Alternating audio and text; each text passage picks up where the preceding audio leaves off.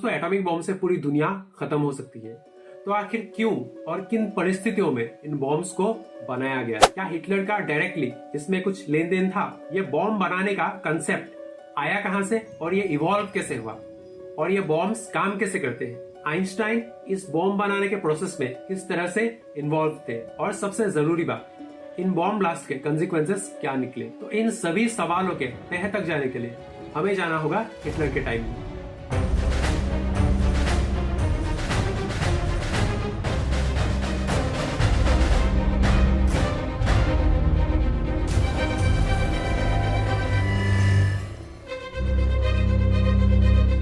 Hitler school की history के text books में इन्हें हमको सिर्फ एक डिक्टेटर के रूप में दिखाया जाता है, लेकिन इनका व्यक्तित्व इससे काफी वाइड था। हिटलर एक बहुत ही जबरदस्त स्पीकर थे और वो अपनी बातों से लोगों को आसानी से इन्फ्लुएंस कर सकते थे। 1929 में हुए वॉल स्ट्रीट क्रैश के बाद पूरी दुनिया पर रिसेशन आ गया था और तभी हिटलर ने आम लोगों के गुस्से और फ्रस्ट्रेशन का फायदा उठाया और लोगों से कहा कि वही जर्मनी को इससे बचा सकते हैं और वही जर्मनी की आन बान शान वापस लौटा सकते हैं। और लोग आसानी से ये बात मान गए और अब हिटलर ही उनके माई बाप बन गए। अब आप बताओ, अगर किसी को पावर हासिल करनी है तो क्या करना होता है? या तो आप खुद पावरफुल बनो या फिर दूसरों को कुचल कर आप पावरफुल बनो। हिटलर ने दोनों की। वर्ल्ड वॉर 1 के बाद जर्मनी पूरी तरह से बिखर चुका था और उसकी आर्थिक स्थिति भी ठीक नहीं थी। हिटलर एक बहुत ही बड़े रेसिस्ट थे और वो जूस लोगों को नीचा दिखाने का कोई भी अवसर नहीं छोड़ते थे और पावरफुल स्पीकर तो हिटलर थे ही। और हिटलर ने जर्मनी के लोगों को यह विश्वास दिलाया कि जर्मनी में जो भी अराजकता है, जो भी प्रॉब्लम्स है, वो सभी इन जूस लोगों के कारण है। और इसी के चलते हिटलर ने भर भर के जूस लोगों की हत्या की। 1938 में हिटलर ने ऑस्ट्रिया पर कब्जा किया और 1939 में चेकोस्लोवाकिया पर। फिर हिटलर रशिया के साथ मिलकर पोलैंड पर इन्वेड कर देता है। बट पोलैंड की ब्रिटेन और फ्रांस से नंबर 1 यारी थी, इसलिए फाइनली ब्रिटेन और फ्रांस ने जर्मनी के खिलाफ जंग का ऐलान कर दिया और यही से वर्ल्ड वॉर 2 का आगाज हुआ। 6 hours after Great Britain declared war on Nazi Germany, the Republic of France followed. All France is in a maelstrom of activity. World War II has begun.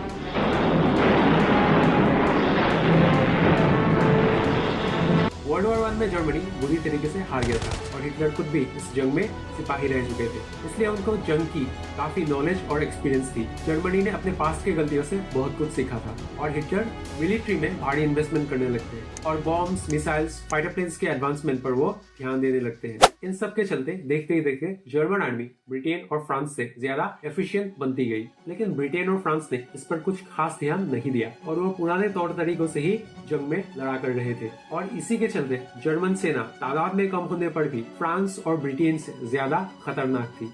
Hitler एक देशभक्त थे और वह जर्मनी की हुकूमत को यूरोप के साथ साथ पूरी दुनिया पर फैला देने का सपना देख रहे थे और इसी मोटिवेशन से वो जहाँ चाहे वहाँ इन्वेड करने लगते हैं। 1932 में जेम्स चैडविक ने न्यूट्रॉन्स डिस्कवर किया। 1934 में एनरिको फर्मी यूरेनियम को न्यूट्रॉन से बम्बार्ड करते हैं और उनको यूरेनियम से हेवियर एक अनस्टेबल आइसोटोप मिलता है। ज्यादातर साइंटिस्ट को ये लगता था कि यूरेनियम जैसे हैवी एलिमेंट को न्यूट्रॉन जैसे छोटे पार्टिकल से बम्बार्ड करने पर कुछ खास फर्क नहीं पड़ेगा और फर्मी भी इसका कुछ सेंस नहीं बना पाए। वहीं जर्मनी में फर्मी से inspired 3 scientist Otto Hahn, Lise Meitner, Fritz Strassmann uranium bombardment पर काम करने लगते हैं। क्योंकि लीजा माइटनर एक जू थी और हिटलर जूस लोगों से नफरत करते थे, इसलिए एक टाइम के बाद 1938 में माइटनर को जर्मनी से स्टॉकहोम भागना पड़ा। लेकिन स्टॉकहोम में माइटनर बिल्कुल भी खुश नहीं थे क्योंकि उनके पास कुछ इक्विपमेंट्स नहीं थे और वो अपना रिसर्च अधूरा छोड़कर आई थी। लेकिन वो अपने रिसर्च को लेकर बहुत ही पैशनेट थी, इसलिए वो हान के साथ लेटर्स के थ्रू कनेक्टेड थी और हान और स्ट्रेसमैन के द्वारा किए गए एक्सपेरिमेंट को वो एनालाइज करके देती थी। उधर हान और स्ट्रेसमैन यूरेनियम बम्बार्डमेंट पर कंटिन्यूअसली काम करते जा रहे थे। उन्हें बम्बार्डमेंट के दौरान यूरेनियम से कम मास वाले 2 एलिमेंट्स मिले और वो उनको लैंथेनम या बेरियम का आइसोटोप समझ रहे थे और तब के टाइम की साइंस की जो अंडरस्टैंडिंग थी उस हिसाब से uranium was too heavy to be split into smaller nuclei by the impact of a neutron. समझ रहे ना आप? लेकिन सुन के अच्छा लगा।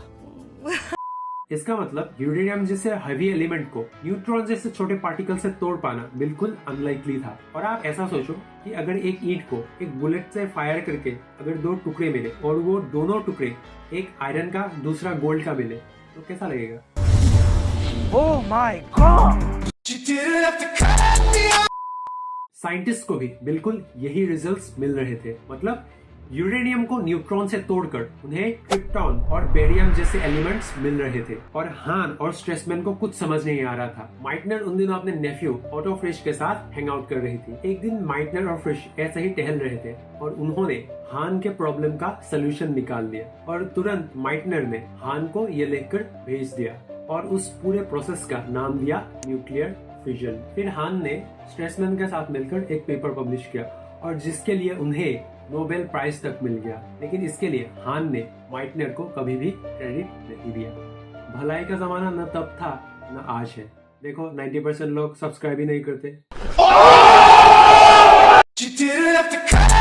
इसी बात पे लाइक ठोको, इमीडिएटली लाइक ठोको।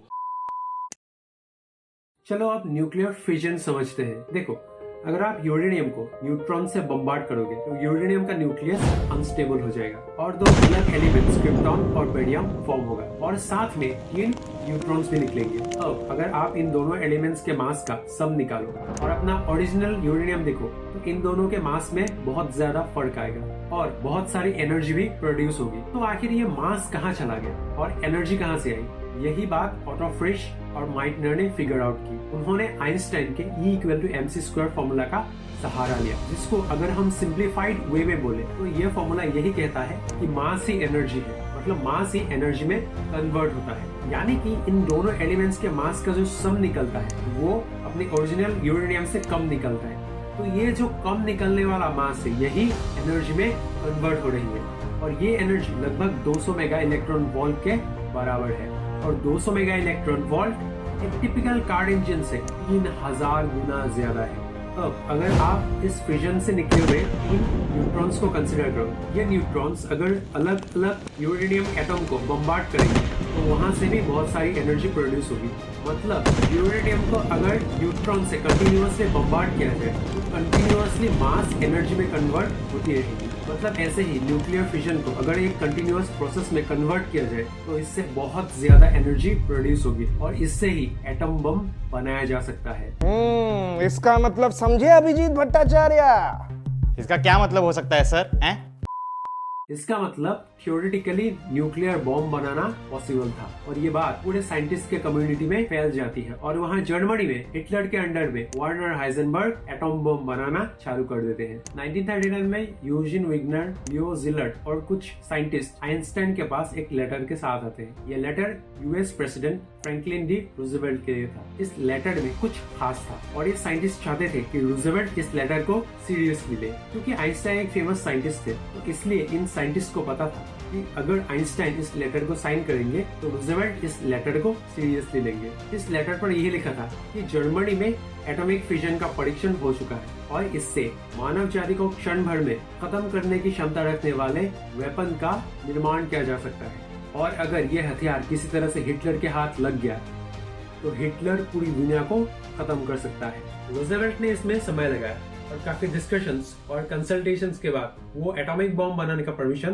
दे देते हैं। फरवरी 1940 में यूएस नेवी के $6000 फंडिंग से कोलंबिया यूनिवर्सिटी में बॉम्ब बनाने का काम स्टार्ट होता है और इस टॉप सीक्रेट प्रोजेक्ट का नाम रखा गया the Manhattan project. Enrico Fermi, Szilard, Eugene Booth, John Dunning ये सारे मिलकर एक सस्टेनेबल न्यूक्लियर रिएक्टर बनाने में लग जाते हैं। अब प्रॉब्लम यह था कि नेचर में यूरेनियम 99.28% यूरेनियम 238 आइसोटोप के फॉर्म में पाया जाता है, लेकिन फिजन रिएक्शन यूरेनियम के दूसरे आइसोटोप यूरेनियम 235 से ही पॉसिबल है, जो नेचर में बिल्कुल ना के बराबर प्रेजेंट होता है और यूरेनियम 238 से यूरेनियम 235 का एनरिचमेंट प्रोसेस एक्सट्रीमली हार्ड है। You're like uranium-235 and I'm uranium-238, almost inseparable isotopes.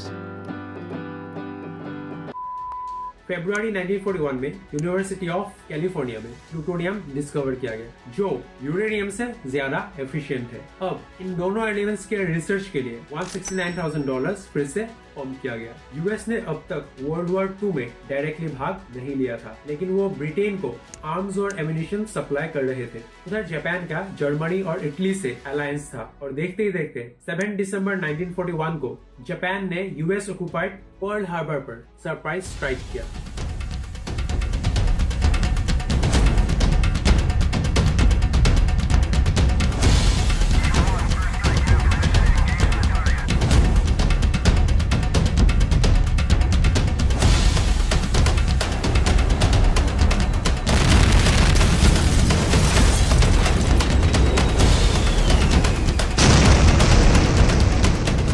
और इसी के साथ यूएस वर्ल्ड वॉर 2 में वाइल्ड कार्ड एंट्री लेता है। अब मैनहट्टन प्रोजेक्ट अमेरिका की टॉप प्रायोरिटी बन चुकी थी, इसलिए इस प्रोजेक्ट को और ज्यादा फंडिंग मिले ताकि बेटर इंजीनियर्स और साइंटिस्ट इसमें ऑनबोर्ड किया जा सके। 1942 में रॉबर्ट ओपेनहाइमर इस प्रोजेक्ट को एज ए डायरेक्टर ज्वाइन करते हैं। रॉबर्ट एक एक्स्ट्राऑर्डिनरी स्कॉलर तो थे ही, साथ के साथ उनको फिलोसफी में भी काफी इंटरेस्ट था। उनको भगवत गीता काफी फैसिनेटिंग लगता था। गीता की self discovery, existence, the relationship between the self and the existence, धर्म, ये सारी चीजें उनको अपनी ओर आकर्षित करती थी, इसलिए उनके जीवन पर भगवत गीता का काफी प्रभाव रहा था। रॉबर्ट मैनहट्टन प्रोजेक्ट के एक अहम हिस्सा थे। उनका अलग अलग फील्ड्स के साइंटिस्ट और इंजीनियर्स को एकजुट करके उन्हें मिशन ड्रिवन बनाना काबिल तारीफ था। पैरेलली अटलांटिक के उस पार जर्मनी में हाइजेनबर्ग भी एटॉमिक बॉम्ब बनाने की जद्दोजहद कर रहे थे। ऑल्दो हाइजेनबर्ग ने अमेरिका से बहुत ही पहले एटॉमिक बॉम्ब बनाना स्टार्ट कर दिया था, लेकिन नाजीज इसमें दोगलापंती कर रहे थे और वो जूस साइंटिस्ट को इसमें भाग लेने का अवसर नहीं दे रहे थे और एक एक करके सारे साइंटिस्ट जर्मनी छोड़ रहे थे और हाइजेनबर्ग को दिन ब दिन टैलेंट की कमी हो रही थी और उन्हें खास रिसोर्सेज भी नहीं मिल रहे थे और शायद इसलिए हाइजेनबर्ग एटॉमिक बॉम्ब नहीं बना पाए। अब पर्ल हार्बर अटैक के बाद अमेरिका, ब्रिटेन, फ्रांस और सोवियत यूनियन के साथ डायरेक्टली जुड़ गया and the next day they declared war against Japan, Italy and Germany. US अपने आर्मी को यूरोप, अफ्रीका और पैसिफिक में भेजने लगता है। यूएस मिलिट्री वॉर्स में अब काफी इन्वेस्टमेंट करने लगता है और इसके लिए वो सिविलियंस को भी गवर्नमेंट बॉन्ड्स खरीदने के लिए एनकरेज कर रहे थे। इस तरह से यूएस ने खुद को स्ट्रेंथन किया और जापान के अगेंस्ट डिफेंसिव पोजीशन लिया और जापान, जर्मनी और इटली के कब्जे में रहने वाले टेरिटरीज को वापस कब्जा करने का फैसला किया। उधर हिटलर हर वक्त अपनी मर्जी चलाना चाहता था। पोलैंड को इन्वेड करते टाइम हिटलर ने रशिया से यह वादा किया था कि वो रशिया पर हमला नहीं करेगा, लेकिन बाद में हिटलर ने रशिया को धोखा दिया। हिटलर को लगा कि वो आसानी से रशिया पर कब्जा कर लेगा, लेकिन रशिया एक बहुत बड़ी कंट्री है और रशिया का ज्योग्राफी और खराब मौसम हिटलर के आड़े आ रहा था। हिटलर ने खुद को ओवर एस्टिमेट किया और यहीं पर हिटलर को मूवी खानी पड़ी। 1945 तक आते आते हिटलर हार रहा था और 30 अप्रैल 1945 को हिटलर ने खुद को गोली मार दी। अब हिटलर के मरने के बाद एटॉमिक बॉम्ब बनाना बंद हो जाना चाहिए था, right? Well, let's see it from the Americans' perspective. उन्होंने इस प्रोजेक्ट में $2 बिलियन खर्च किए, $2 बिलियन, और इतने पैसे खर्च करने के बाद किसी को कुछ नहीं दिखता। फाइनली सालों की जद्दोजहद के बाद एटॉमिक बॉम्ब को टेस्ट करने का टाइम आ चुका था। 16 जुलाई 1945 को सुबह लगभग 5:30 बजे दुनिया का पहला एटॉमिक बॉम्ब टेस्ट किया गया।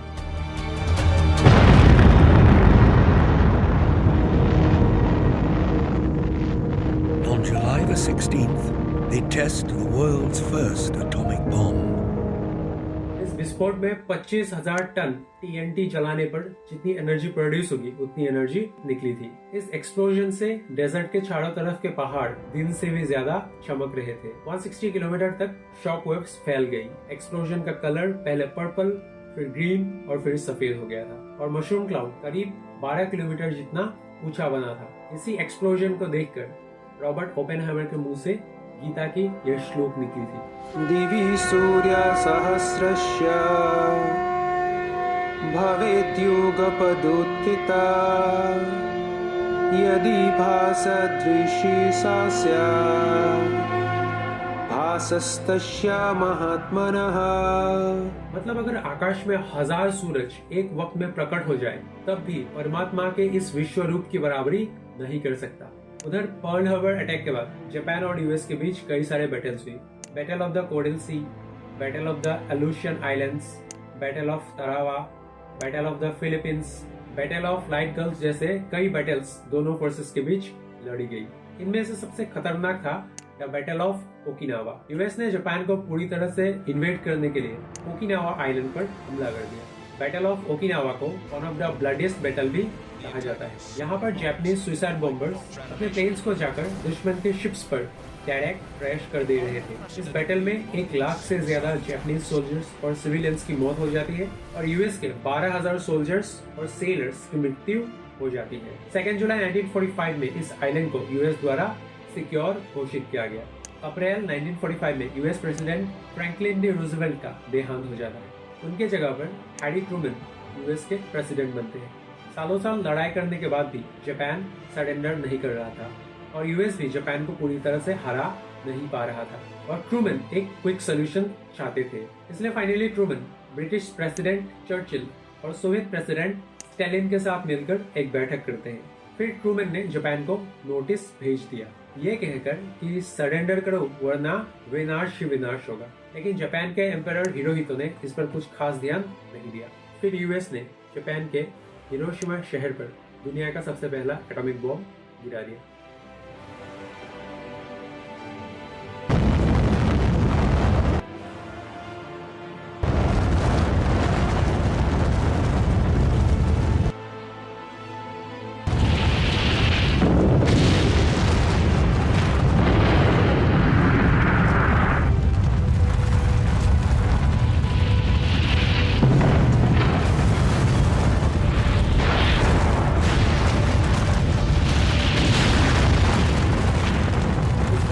में 15,000 टन के टीएनटी जितना एनर्जी प्रोड्यूस हुआ था और एक बहुत बड़ा मशरूम क्लाउड फॉर्म हुआ। ब्लास्ट में शहर के 70% बिल्डिंग्स तबाह हो गई। करीब 70,000 लोग इंस्टेंटली वेपराइज हो गए। 90% हेल्थ केयर सिस्टम झट से कोलैप्स हो गया। तापमान करीब 4,000 डिग्री सेल्सियस तक पहुंच चुका था और कुछ दिन, कुछ हफ्ते और कुछ महीनों तक मरने वालों की संख्या 1,40,000 तक पहुंच गया। हिरोशिमा पर अटैक के बाद भी एम्परर हिरोहितो सरेंडर नहीं करते। इसके जवाब में यूएस ने फिर से 9 अगस्त को नागासाकी में एक प्लूटोनियम बम डेटोनेट किया। इस बार धमाका और भी बड़ा और भयानक था, लेकिन कैजुअलिटीज हिरोशिमा से कम थी क्योंकि पहले ही लोगों को शहर से दूर सिक्योर कर लिया गया था। नागासाकी के अटैक के बाद फाइनली जापान सरेंडर करता है। दोस्तों, इन बॉम्ब्स को बनाने में हेल्प करने वाले काफी साइंटिस्ट बॉम्ब को यूज करने के खिलाफ थे। इनमें से कई साइंटिस्ट ने इस पर विरोध जताया। रॉबर्ट ओपेनहाइमर को भी इससे बहुत बड़ा झटका लगा और वो बहुत दिनों तक डिप्रेशन के शिकार भी रहे। इतने सारे लोगों के जान के लिए वो खुद को जिम्मेदार मान रहे थे। 1965 में बॉम्ब्स के डिस्ट्रक्टिव पावर्स को बताते हुए एक इंटरव्यू में उन्होंने भगवद गीता से एक श्लोक कहा था, कालोष्मी लोकक्षय कृत प्रवृद्धो लोकान् समाहर्तुमिह प्रवृत्तः। Now I am become death, the destroyer of worlds.